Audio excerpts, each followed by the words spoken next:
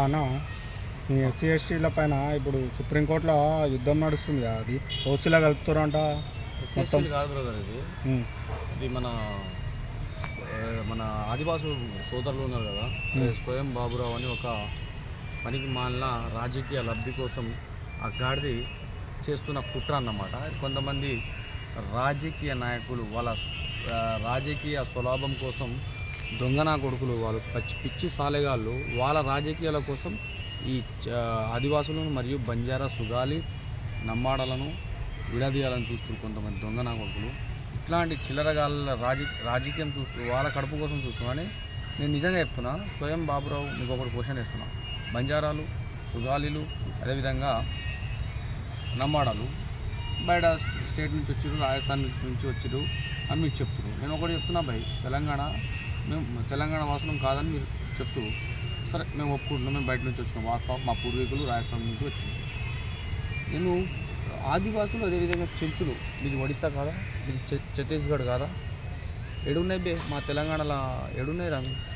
నిజాం పరిపాలన దగ్గర నుంచి మా నమ్మాడాలు మా బంజారా సోదరులు ఇక్కడ ఉన్నారు, చిల్లర కొడుకున్నారా మీరు మొన్న వచ్చారు. ముఖ్యంగా రేవంత్ రెడ్డి సార్ ఈ చెంచు సోదరులకు అదేవిధంగా ఆదివాసీ సోదరులకు కొంతమంది వీళ్ళ లీడర్లు వాళ్ళ పేర్లు కొద్దిగా విడిపోయేది లేదు, చెడిపోయేది ఏం లేదు అబ్బయ్య, ఖాళీ కేవలం ఓట్ల కోసం. ఈ స్వయం బాబురావు గారి ఆ ఎంపీ పదవి దిగిపోయింది. ఆ ఎంపీ పదవి రావాలంటే ఇవి ఏదో ఒకటి ఆయన రాజకీయ స్వలాభం కోసం ఇలాంటి కుట్రలు చేసుకుంటాడు చిల్లర కాదు. దీన్ని దయచేసి